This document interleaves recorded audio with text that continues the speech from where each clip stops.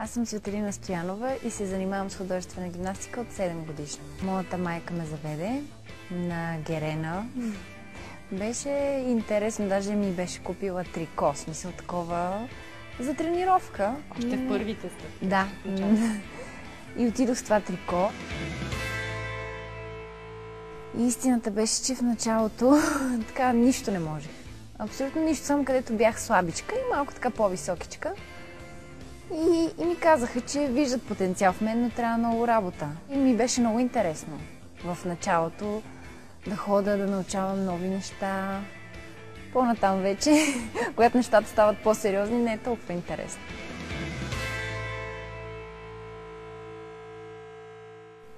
Толкова години тренировки и идва един момент, в който не издържаш повече. Искаш нещо различно, искаш като другите момичета. Кой те връщаше тогава? И какво? Съвестта ми ме връщаше. Не знам, просто не ми даваше съвестта да се откажа. Някакси чувствах, че това е правилният път. Да тренирам.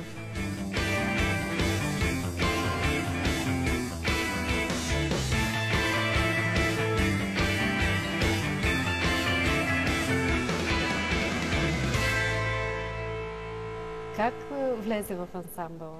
Трудно ли ти беше? Ами да, мислех, че ще ми е по-лесно, но се оказа много трудно. Влезнах 2012 година, де факто след Олимпиадата им имаше тест. Аз 2012 в февруари месец получих травма и ме оперираха, менискуса, и след това се възстановях много дълго време. И тогава личен треньор ми беше Ина. И тя ме посъветва, след Олимпиадата помня, че се беше върнала и дойде в залата и ми каза, извикаме и каза, нали искаме да поговорим нещо, има тестове сега за ансамбъл, ако искаш да се явиш, да се пробваш, да видим дали ще приемат. И аз казах, добре, смисъл, мислих го, но през цялата ми кариера съм се представила като индивидуалистка. Все пак бях ходила като индивидуалистка на няколко световни, на европейски. И някакси така мислех си, че с времето ще става все по-добре, но просто така се случи. Влезнах в ансамбъл и съм много беше извикала на вечеря. Тя може би нарочно, за да ме пробва. Да ми каже, че на другия ден сме отеди си колко часа на тренировка. И аз казвам, добре, и си отивам в стаята и на никой нищо. Аз не съм свикнала да предадеш. Да предавам на другите, да ги осведома и си казвам, тя ще им каже на тях. И на сутринта само аз и Цвети, която беше в сменеста, слизаме на тренировка. И само ние. И си викаме, о, супер, нали, първи сме, няма да ни се карат. И напита, къде са другите? И ние не знаеме. И тя, а ти каза ли, че сме на тренировка, те ли си колко си? Аз, не. Бързо отивай да ги викаш и много неудобна ситуация. В смисъл, те още си спяха, пък ние отидохме да ги викаме и може би тия моменти в началото са им натежавали, когато съм постъпвала по този начин, но се учих. Трудно ли те приеха? Не, напротив, те си ме приеха много добре. Ние се познаваме с тях от много време. Мисъл, докато бях индивидуалистка, аз бях единствената индивидуалистка, която почти на всеки лагер беше с тях и ги познавах като момичета много добре.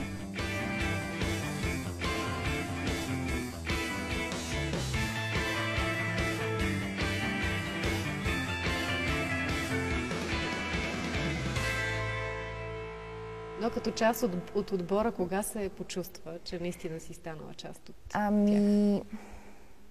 Може би 2014 година.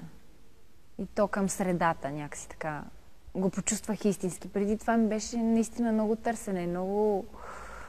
Просто трудно ми беше да свикна, въпреки че всички се държаха много добре. В смисъл, не са ми давали повод да не се чувствам добре, но... Тогава, от този момент, в който станахте световни шампионки? Всъщност ние разбрахме, нали, че сме първи, бяхме в публиката. И помня, че гледахме Русия, те бяха във втората група. И гледахме изпълнението и те изпуснаха. И ние седиме такива и си викаме, нали, сега ще ни бият с спускане, нали, малко кофти. И чакаме оценката и Мишото вика, някой ходи ли му се до тоалетна и аз веднага до тоалетната. И отидохме до тоалетната и се връщаме и чуваме, че публиката ръкопляска. Много силно нещо скандират. И ние седиме такива, така се споглеждаме, нали, какво се случва и влизаме и помня, че както влезнахме от трибуната, така направо срещу нас в публиката бяха Иляна, Ина и Таня. И гледаме, че са станали, се прегръщат и подскачат и ние седиме такива и се чудиме. Оттам се обръщаме, гледаме, че цялата агитка с останалите от отбора и те скачат и се прегръщат. И ми ще вика, бе, май сме първи! И се затичахме нагоре и те първи сте и почнахме се прегръщаме и така насълзиха. Тежи това, че хората постоянно очакват медали, като ни видят постоянно, нали, хайде сега на това състезание, чакаме златен медал, пък ние не можем да им обещаем, че ще отидем и ще станем първи. Ние винаги даваме всичко от себе си, за да бъдем първи, но не винаги нещата се получават и не абсолютно винаги. Аз най-добре се чувствам, като се прибера вкъщи и остана така на спокойствие. Имам нужда понякога да оставам сама със себе си, абсолютно сама, никой да не е около мене, никой да не ми говори, да си премислям нещата, да мисля за някои неща за напред и да анализирам някои неща. Казахте в студиото на БНТ, че категорични сте, че ще си тръгнете заедно. Тоест, решите ли да се отказвате, ще бъде заедно всички. Защо? Ти, например, влезе най-късно. Би могла да продължиш още? Не мисля, че бих могла да продължа. И не искам без тях. Просто не виждам как ще се сработя пак с други момичета и пак ще започна сякаш от начало, сякаш от нулата. Аз съм Светелина Стоянова и се занимавам с художествена гимнастика от 7 годишна.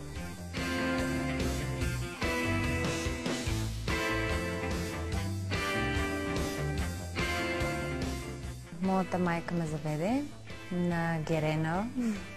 Беше интересно, даже ми беше купила трико, смисъл такова за тренировка. Още в първите сте. Да. И отидох с това трико.